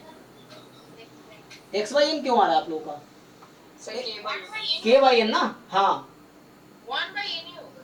अरे 1 by n क्यों आएगा, अगेन सोचो, हाँ तुम सब सोए हो। देखो fx आपका x है ना, और x बिलोंग्स टू, मैं क्या बोल रहा हूँ, x बिलोंग्स टू ik, तो ik इज दिस इंटरवल ना, k minus 1 by n to k by n, तो इसकी मैक्सिमम वैल्यू क्या आएगी, मैक्सिमम वैल्यू आएगी k by n, हाँ k by n, ये तो बोल रहा हूँ, और minimum k minus 1 by n। Yes. So ये capital mk is k by n, small mk is infimum of function over ik, x belongs to ik, तो ये आपका k minus one by n आया, ठीक। तो ये टर्म्स निकाल रहे हैं ना, फंक्शन, इंटरवल, पार्टीशंस का एक इंटरवल, पार्टीशन पाई हो गया। अब मुझे चाहिए नेक्स्ट यू एफ पी। सो यू एफ पी क्या है, समेशन k by n है ना, एम के into yes length of mod of ik आई के था। तो ये जो भी इंटरवल था एक्स के minus 1 नहीं के माइनस हो ना, एक्स के माइनस k minus 1 हाँ। सो ये था मेरे पास k फ्रॉम 1 to n। अब जरा पुट करो, बताओ इसका सम निकालो आराम आराम से।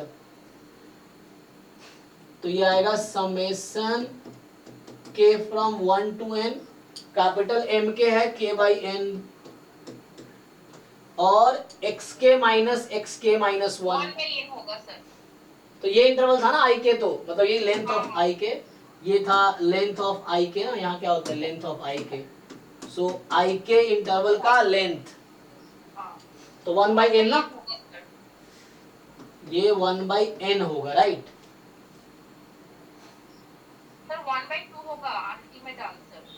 अच्छा ओके। तो अभी वो अल्टीमेट बाद में बताओ, पहले इसका सिंप्लीफाई करो। तो 1 बाई एन स्क्वायर बाहर, समेशन के फ्रॉम 1 to n, समेशन के पे लगा है, हां n into n plus 1 by yes. So 1 by n square n into n plus 1 by 2, तो ये फाइनली आ जाएगा n into n plus 1 by 2 और n स्क्वायर पहले से है, रहने दो। तो ये अभी हो गया यहाँ तक, ये आपका आया यूएफपी आ गया, यूएफपी इतना ही है। सिमिलरली मुझे एलएफपी निकालना है अब। सो एलएफपी का डेफिनेशन क्या है, समेशन स्मॉल एम के time length of interval I k from 1 to n। तो यहाँ से सम k 1 to n, तो ये आपका हो गया k minus 1 by n into 1 by n. अब इसका भी सम निकालो, तो 1 बाई एन स्क्वायर ये आ जाएगा ना k फ्रॉम 1 to n।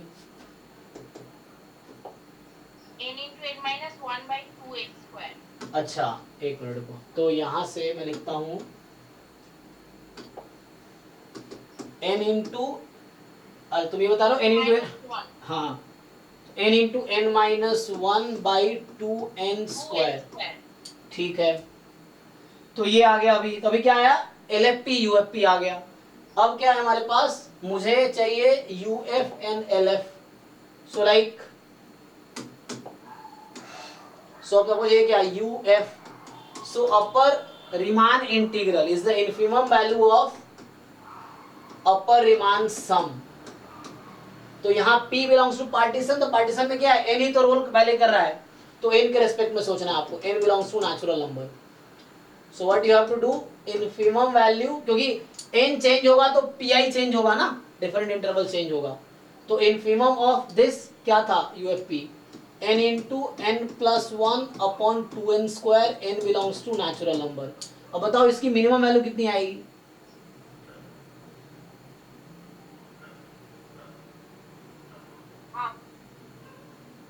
ठीक है ना। तुम चेक कर लो इसको ब्रेक करके। तो ये आपका जैसे n बाई एन कैंसिल कर दो तो ये क्या बचेगा, तो इसको तुम लिखोगे infimum n belongs to natural number. तो ये आपका आ गया, n कैंसिल कर दो, 1 बाई 2 बाहर है, 1 प्लस 1 बाई n। तो इसकी मिनिमम वैल्यू चाहिए, तो n को 1 2 3 4, n जब इन्फिनिटी पे जाएगा तो मिनिमम हो जाएगी ये, तो हाफ आ गया। आपको LF चाहिए, lower Riemann integral. So this is the supremum value of LFP. N belongs to natural number. So again, okay. तो n belongs to natural number. अब ये है आपके पास n into n minus 1 by 2n square. Similar way में you have to maximize it. तो n cancel कर दो, 1 by 2, 1 minus 1 by n। अब n जितना बढ़ाओगे तो वैल्यू उतना, ठीक है ना। हमें क्या मैक्सिमम चाहिए ना, ज्यादा होगा, तो मैं ज्यादा होगा टोटल की वैल्यू, क्योंकि n 1 बाई n कम होगा ज्यादा होगा, तो भी ये 1 बाई 2 ही आ जाएगा। तो कहने का मतलब दोनों इक्वल आ गया, तो function is Riemann integrable. So therefore f जो है इज रीमान इंटीग्रेबल। लेकिन इतनी स्टोरी लगाने की जरूरत नहीं है हमें, बाद में भी समझने के लिए कर रहे हैं। एंड जो यूएफ आया, जो एलएफ आया, that is the integration 0 to 1 x dx। और आप ऐसे भी जानते हो ये हाफ आता है, तो हमने इसको रीमान इंटीग्रेशन से हाफ ला के दिखाया। ठीक, एक और एक्स स्क्वायर के लिए करके देखते हैं, बाकी वैसे ही आ जाएगा। तो फिर थ्योरम्स लिखा दूंगा तो काम हो जाएगा, ठीक है ना? या करूं या समझ आ गया आप लोग? एक्स स्क्वायर के लिए करूं सेम प्रोसेस, समझ आ गया क्या करना है? नहीं सर, समझ आ गया सर। सब कुछ सेम प्रोसेस होगा, बस यही चेंज होगा एक्स स्क्वायर एक्स क्यू के लिए। तो अब आपको ये सब करने की एग्जाम में कोई जरूरत नहीं है, कि एग्जाम के लिए थ्योरम्स है वो लिखा देता हूँ, रिजल्ट्स देखो। तो जो रिजल्ट्स ये है कि जैसे, अच्छा एक फंक्शन वो बताता हूँ जो इंटीग्रेबल नहीं है, जैसे लिखो एक क्वेश्चन। सो एक ये भी क्वेश्चन है, मान लो 2 लिख लो आप। जैसे एफ एक्स है, let's say 1 0 1 when x belongs to rational number between 0 1 and x when this is irrational between 0 1। अब जरा चेक करो, तो सेम प्रोसेस अप्लाई करते हैं यहाँ भी इंटीग्रल मेरा क्वेश्चन यही है कि what is 0 to 1 fx dx। ये क्वेश्चन है मेरा कि इस फंक्शन के लिए 0 to 1 fx dx क्या आएगी, बताओ भाई।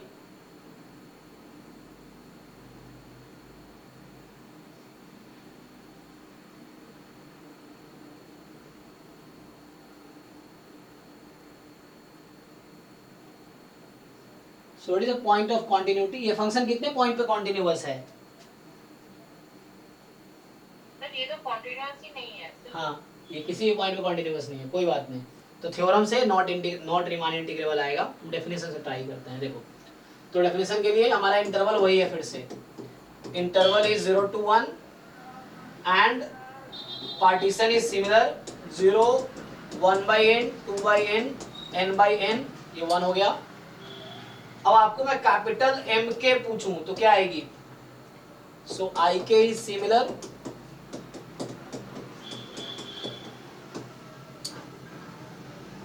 So what is capital MK?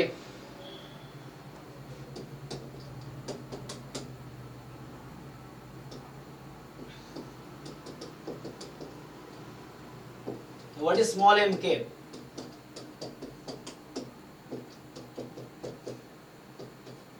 बोलो भाई।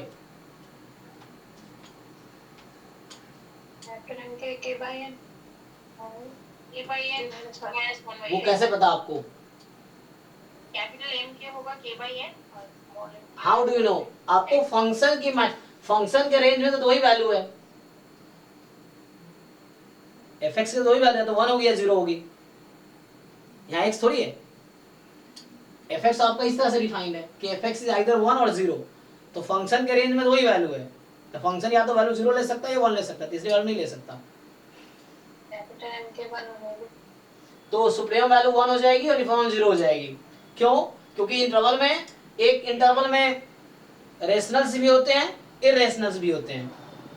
तो इस इंटरवल में आई के में रेशनल्स भी हैं, इरेशनल्स भी हैं।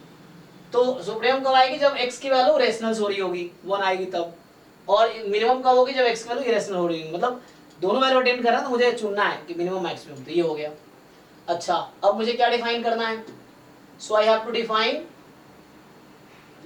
UFP summation capital MK and length of IK। ये कितना आएगा? 1/n। अरे कैसे 1/n आ रहा है तुम्हारा? MK कितना है? कैपिटल MK कितना है? 1 है। 1 है। और इसका लेंथ का सम क्या आता है टोटल? जो इंटरवल का लेंथ आता है उसका सम आता है। ये यही है ना, summation k from 1 to n 1 time xk minus xk minus 1, यही है ना ये? हाँ वही है। मतलब इसका डिफरेंस ले लो, मतलब ये 1/n ना, कहने का मतलब ये 1/n 1/n लेंथ कितना आता है डिफरेंस? हाँ 1/n। 1/n ही होगा, तो कितना होगा सिंप्लीफाई होके? 1 होगा। तो k पे समेशन लगा हुआ है तो ये बाहर आ जाएगा, 1 to n सम हो जाएगा। 1 होगा। बाकी लोग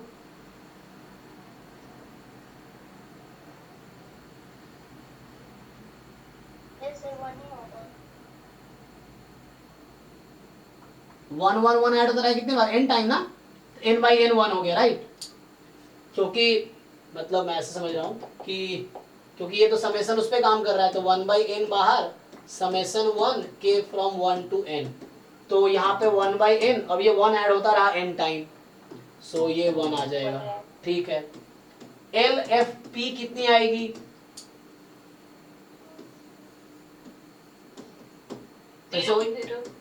तो ये तो जीरो ही है, हाँ, तो मॉड आई के यही डेफिनेशन था, तो ये जीरो आ गई।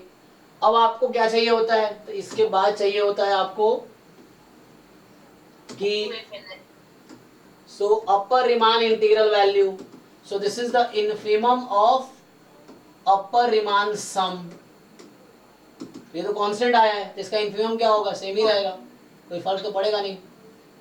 और लोअर रिमान इंटीग्रल, तो supremum value of L F P, तो ये जीरो है, क्या इक्वल आया, नहीं, तो डेफिनेशन था integrable if and only if U F is equal to L F, equal तो आया ही नहीं, तो इंटीग्रेबल नहीं है। So U F is not equal to L F and therefore f is not Riemann integrable.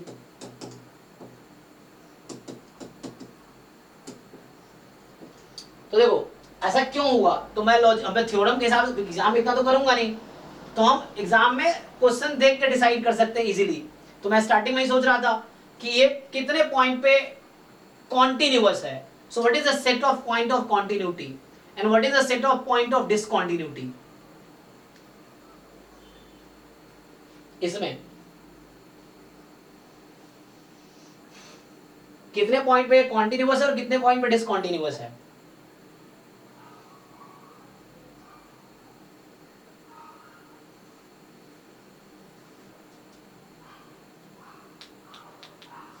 कितना time लगेगा। अरे कॉन्टिन्यूअस है क्या, ये सेट क्वेश्चन, फंक्शन कॉन्टिन्यूअस है,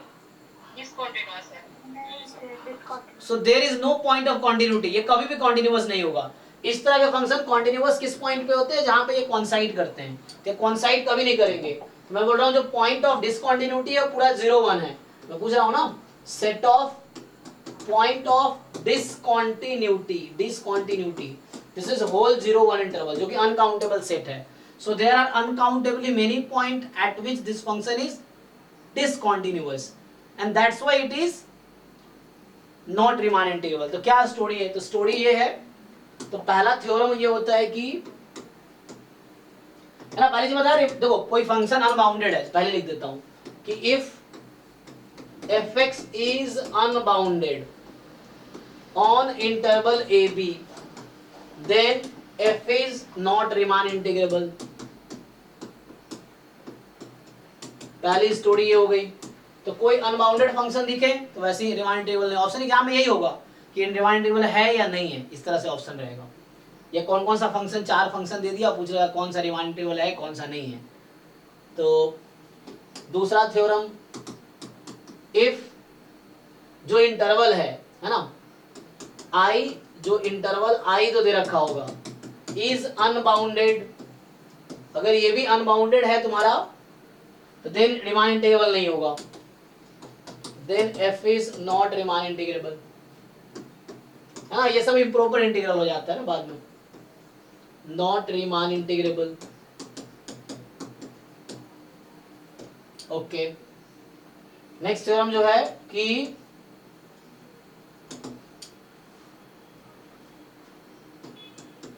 if bounded function on interval A b, मतलब फंक्शन बाउंडेड है, interval तो कॉम्पैक्ट रहेगा, सो कॉम्पैक्ट सेट बोलते हैं, compact interval, closed and bounded interval are compact interval. तो if bounded function on A b has uncountable point of discontinuity, uncountable point of discontinuity, जो अभी पिछले question में जो हो रहा था कि अनकाउंटेबल पॉइंट ऑफ डिसकॉन्टिन्यूटी है, then f is not Riemann integrable.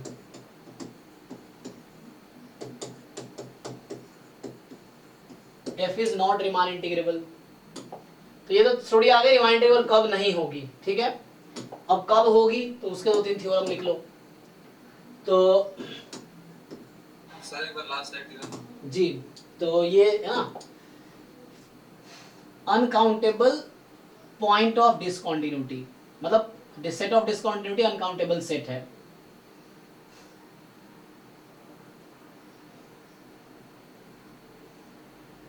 या तो फंक्शन अनबाउंडेड हो या इंटरवल अनबाउंडेड हो, या फंक्शन बाउंडेड है इंटरवल बाउंडेड है लेकिन पॉइंट ऑफ डिसकंटिन्यूटी अनकाउंटेबल है, तो वो नॉट रीमान इंटीग्रेबल होगा।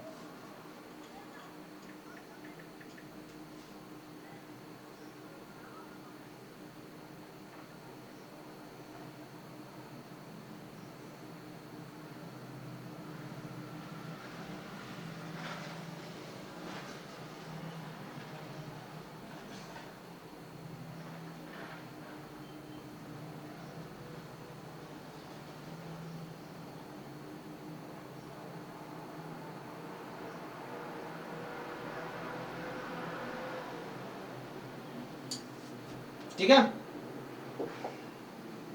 सो नेक्स्ट थ्योरम है कि if f is bounded and continuous on interval, ठीक है ना,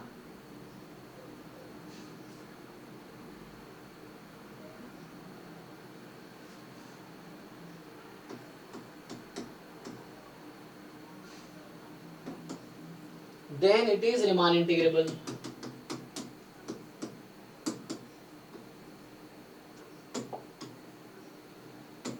ठीक है ना, सो बाउंडेड हमेशा रहेगा, ठीक है ना, so it is Riemann integrable ना।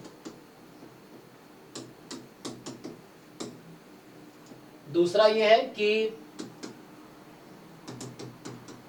If f is function bounded है एंड मोनोटोनिक है,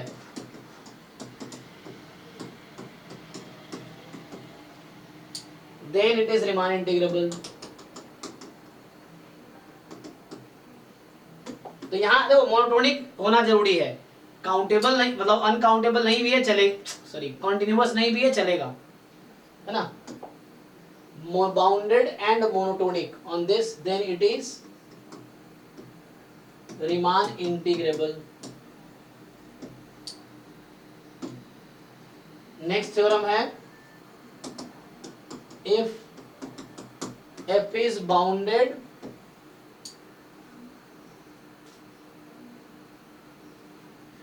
and it has countable points of discontinuity, countable, ठीक है ना,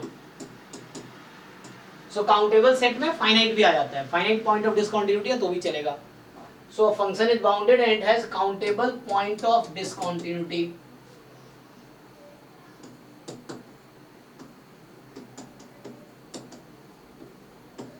और इंटरवल जो डिफाइंड है वो ए बी पे ही है, मतलब क्लोज्ड एंड बाउंडेड इंटरवल ही होगा, then it is Riemann integrable.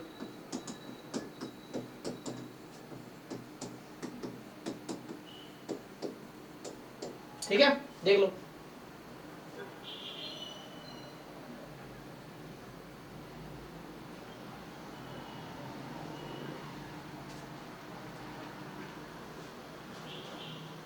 अब मैं कुछ क्वेश्चंस लिखता हूँ और ट्राई करके बताओ कि कौन सा Riemann इंटीग्रेबल है कौन सा नहीं है। हालांकि एक और थ्योरम है जो एप्सिलॉन डेल्टा में बात करता है,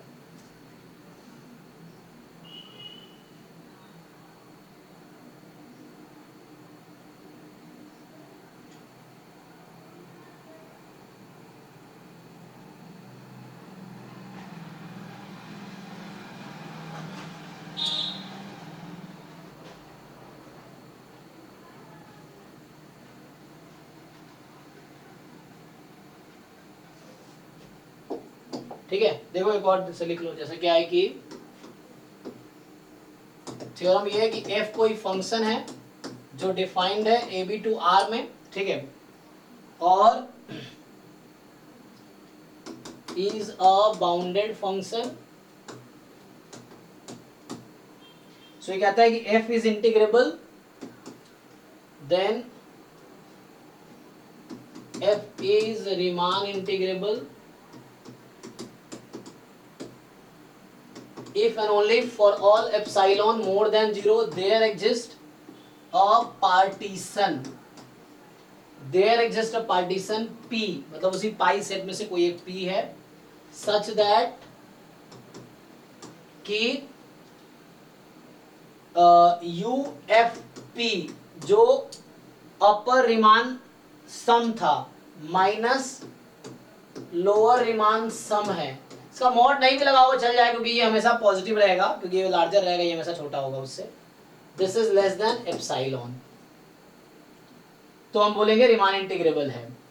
कि एक ऐसा पार्टीशन हो जिसके लिए, तो वही हम देख रहे थे कि इसकी इन्फिमम वैल्यू इसकी सुप्रीम वैल्यू वो दोनों इक्वल आ जाए, तो मतलब वही कि दोनों का लेंथ सफिशिएंटली क्लोज आ जाए, सफिशिएंटली क्लोज का मतलब क्या, इक्वल हो जाए। तो it can be used as the definition of Riemann equivalent. हाँ, कुछ बुक में ये भी यूज करता है डेफिनेशन के तौर पे, है ना। तो मैंने LF और UF के टर्म में लिखा है, कुछ में यहाँ यही से स्टार्ट करेगा वो।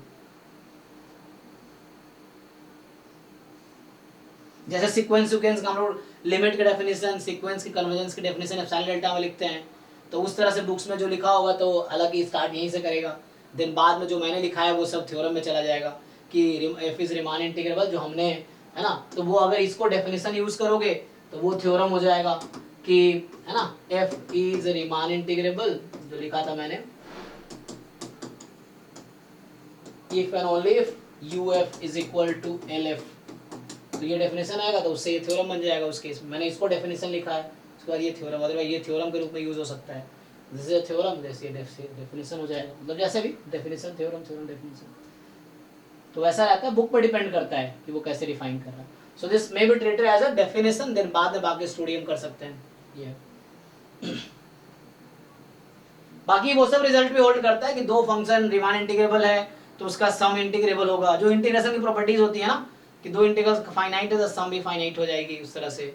फिर कांस्टेंट टाइम फंक्शन भी रिमान इंटीग्रेबल होगा, फंक्शन रिमान इंटीग्रेबल है, इस तरह से बेसिक प्रॉपर्टीज हैं। एफ जी रिमान इंटीग्रेबल है तो एफ इंटू जी भी रिमान इंटीग्रेबल होगा, एफ अपॉन जी भी रिमान इंटीग्रेबल हो जाएगा अगर 1/g बाउंडेड है, तो पहले बाउंडेड होना चाहिए उसको तब जाए, क्योंकि बाउंडेड होना जरूरी है ना। एफ जी बाउंडेड है ठीक है, लेकिन एफ अपॉन जी जो ही कर रहा है तो डिनोमिनेटर में जी आ गया, तो वो डिनोमिनेटर में आ गया तो अनबाउंडेड हो सकता है पूरा फंक्शन एफ अपॉन जी, तो उसके लिए 1/g को बाउंडेड होना पड़ेगा, तब एफ अपॉन जी रिमान इंटीग्रेबल हो जाएगा इस तरीके से। तो वो सब भी रिजल्ट है। तो कुछ क्वेश्चंस लिखो। तो पहला क्वेश्चन ये है कि which of the following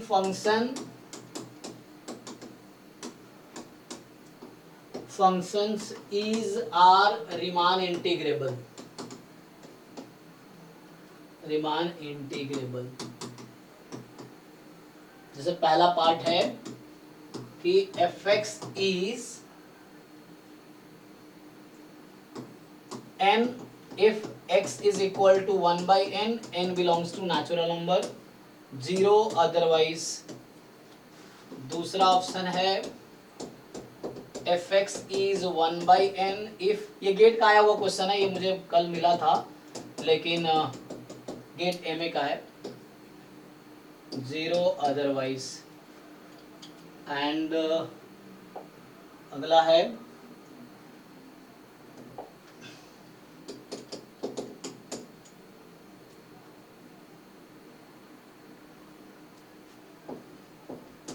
fx is SGN, SGN पता है ना, signum function, sin 1/x when x is not equal to 1/n pi and 0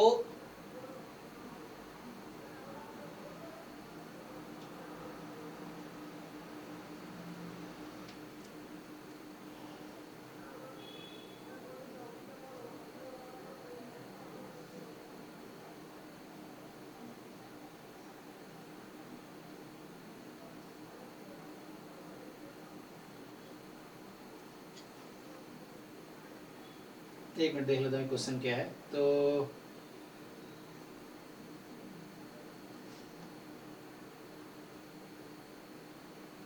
ठीक है, 0 और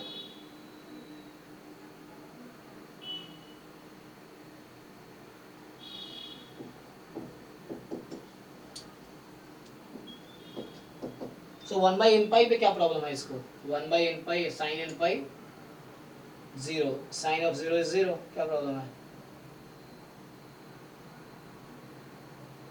लिखने में गलती किया है।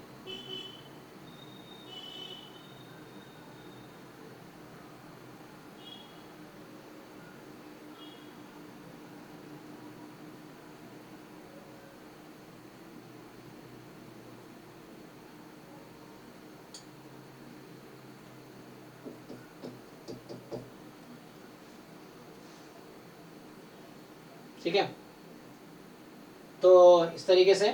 एंड चौथा पार्ट है the fourth question part is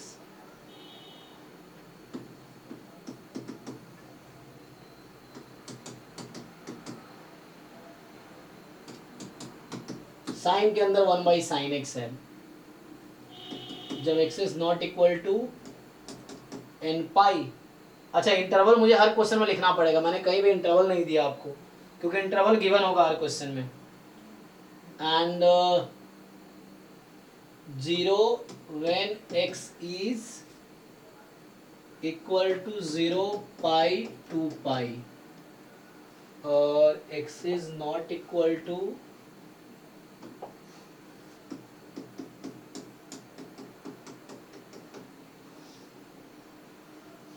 ठीक है, मैं लिख देता हूं। तो यहां जो फोर्थ पार्ट में जो फंक्शन है उसका डोमेन है, मतलब फंक्शन के साथ इंटरवल दिया होगा कहां से कहां तक डिफाइंड है। तो ये जो फंक्शन है इसका डोमेन दे रखा है 0 से 2 पाई 2r। ये आपका जो थर्ड वाला फंक्शन है इसमें आपको दे रखा है 0 से 1 बाई पाई, इसका डोमेन है दिस 2r। ये जो b वाला फंक्शन है इसमें f आपको दे रखा है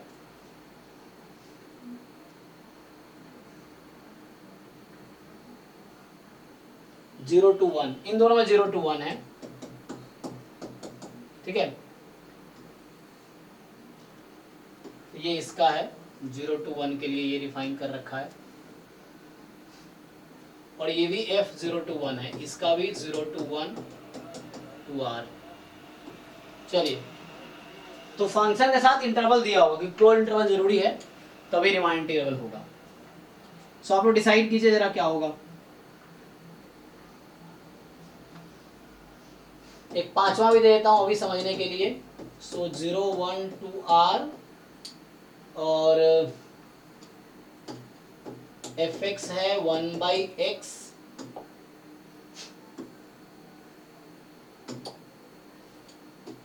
जब x की वैल्यू ओपन 0 से 1 में है और 0 है जब x की वैल्यू 0 है।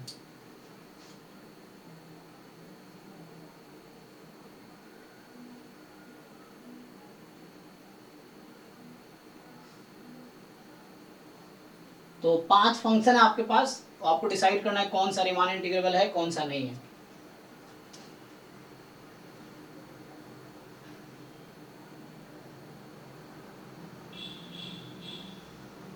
सर भाई थ्योरम्स वगैरह लगाने चेक करना है ना? हाँ, थ्योरम्स ही लगाने हैं, पूरा वो यूएफपीएलएफ निकालने की जरूरत नहीं है, थ्योरम्स ही करने हैं।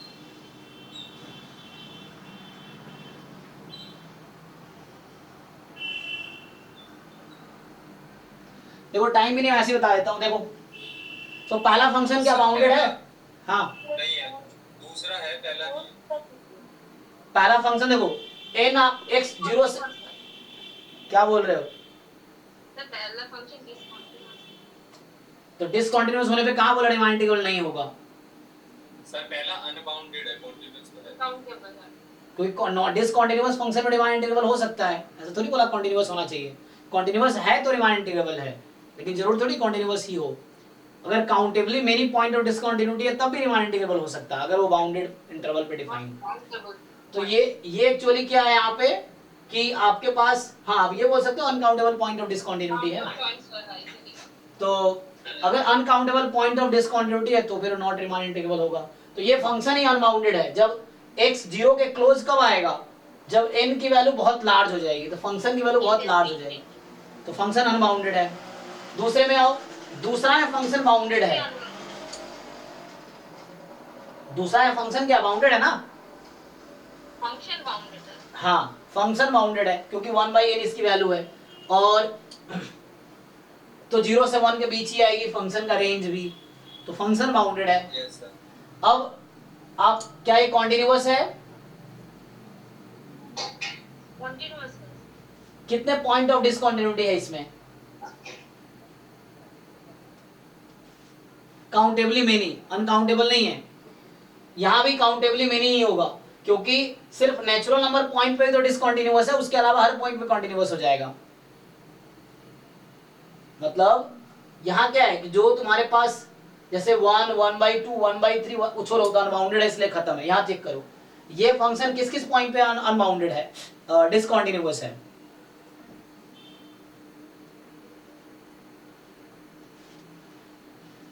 मतलब अच्छा बोलो, छोड़ो ये पूछूं मैं तुमसे कि fx की वैल्यू 0 x के कितनी वैल्यू के लिए है? काउंटेबली मेनी वैल्यू के लिए, अनकाउंटेबली मेनी वैल्यू के लिए?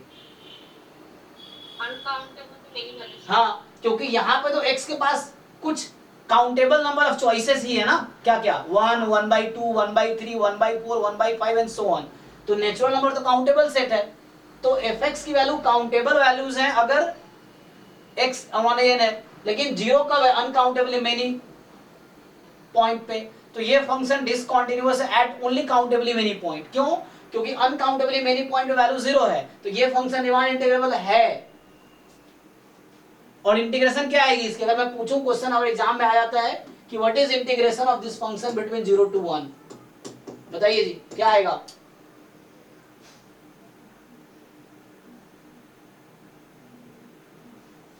ये फंक्शन 0 है एक्चुअली,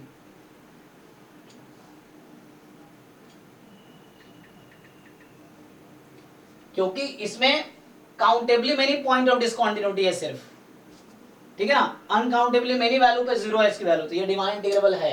एक तो बाउंडेड फंक्शन है बाउंडेड इंटरवल पे जिसके पास countably many point of discontinuity है, तो it's okay to have countably many point of discontinuity to be Riemann integrable. Uncountably many point of discontinuity नहीं होनी चाहिए। तो ये सिर्फ उन्हीं पॉइंट पे डिसकंटिन्यूअस है जहां पे ये नेचुरल नंबर में बिलोंग कर रहा है, बाकी पॉइंट पे कॉन्टिन्यूअस है, ठीक है। तो कहने का मतलब इसके बाद सिर्फ countably many point of discontinuity Riemann integrable है। इस पे आओ, थर्ड वाला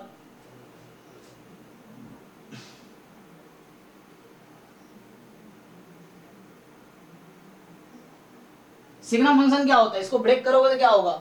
अगर ये पॉजिटिव है तो 1 देगी, नेगेटिव है तो -1 देगी, अदरवाइज 0 है तो 0 देगी। तो 0 या n पाई पे अगर x को 0 रखते तो चलो 0 दे दिया, n पाई रखते 0 आ जाता। अब x n पाई नहीं है तो फिर से सेम चीज देखो, यहाँ पे x के पास कितने चॉइसेस है? काउंटेबली मेनी चॉइसेस है ओनली, यहाँ भी। सो this is Riemann integrable function. Same logic, जो इसका लॉजिक वही इसका लॉजिक है, क्योंकि x के पास काउंटेबली मेनी चॉइसेस है। तो अगर ये डिसकंटिन्यूअस हो भी सकता है इन्हीं पॉइंट पे, fx is 0 at uncountably many value. अच्छा यहाँ पे इन्होंने क्या फिक्स किया है, मुझे इसको लिखना नहीं चाहिए था ना, यहाँ मैंने 2 ही पॉइंट दे दिया एक्चुअली। एक मिनट, तो बाकी पॉइंट पे क्या वैल्यू होगी? ओ 1 मिनट, यहाँ पे जो है मैंने लिखा है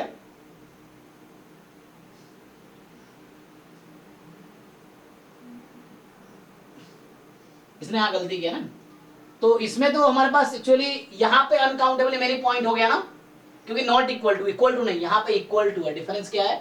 यहाँ इक्वल टू लगा हुआ है, यहाँ नॉट इक्वल टू है, तो सेम लॉजिक नहीं लगेगा, क्योंकि यहाँ पे ना इक्वल टू यहाँ पे है, तो यहाँ पे काउंटेबली मेनी वैल्यू है फंक्शन की। अब क्या ये फंक्शन कॉन्टिन्यूअस होगा? सो एन पाई पे तो 0 होता है, तो एन पाई के राइट में क्या होता है? साइन की ग्राफ जो होते हैं, साइन 0, साइन पाई, साइन 2 पाई।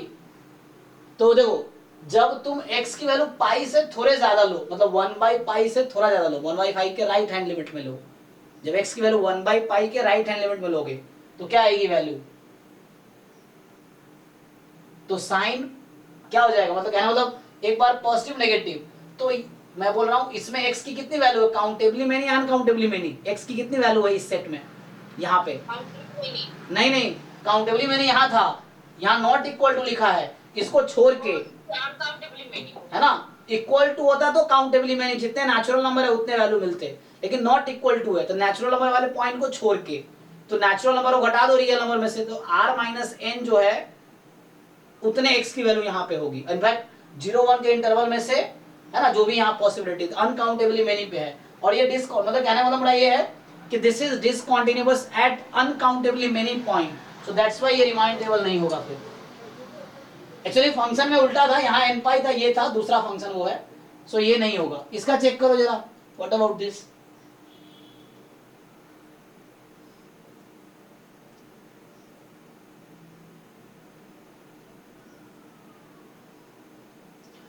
ये क्या हो रहा है यहाँ पे,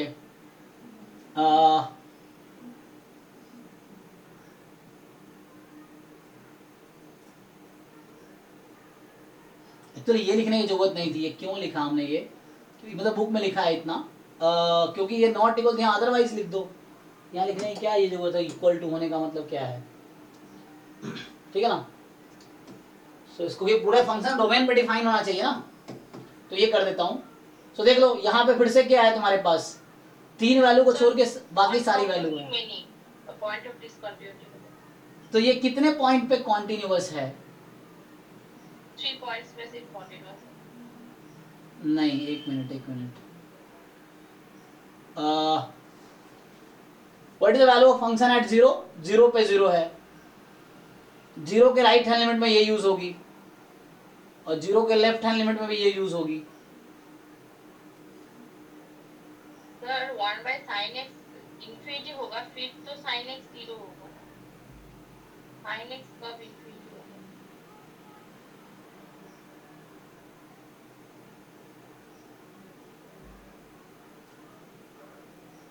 एक्चुअली ये फंक्शन कॉन्टिन्यूअस है कि नहीं, what do you think, this function is continuous और नॉट, कॉन्टिन्यूअस होगा, कॉन्टिन्यूअस होगा, है ना। Sine of 1 by sine x में कहाँ फेल होगी कॉन्टिन्यूटी, उसी पॉइंट पे ना जहां साइन 0 हो रहा है, हाँ लेकिन साइन 0 जिन पॉइंट पर है उसको हटा रखा है डोमेन से, वहां पे 0 कर रखा है, तो it has only 3 point of discontinuity, that is 0, pi and 2 पाई, बाकी सारे पॉइंट पे ये कॉन्टिन्यूअस है। So this is a bounded function, bounded है ना, क्योंकि साइन बाउंडेड है, this is a bounded function having only 3 point of discontinuity, तो ये रीमान इंटीग्रेबल होगा। व्हाट अबाउट दिस,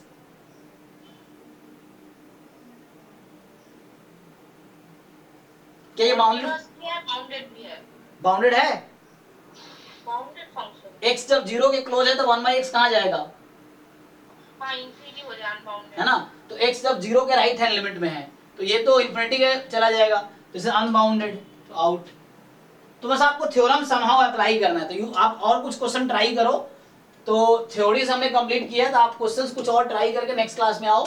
तो हमने ये वाला पार्ट की थ्योरी कंप्लीट कर लिया है, मतलब ये जो हमारा था, इसको वापस बुलाता हूँ, तो हमने इस वाले पार्ट की थ्योरी कंप्लीट कर ली है, अब बाकी क्वेश्चंस आप ट्राई करके आओ, डिस्कस करते हैं,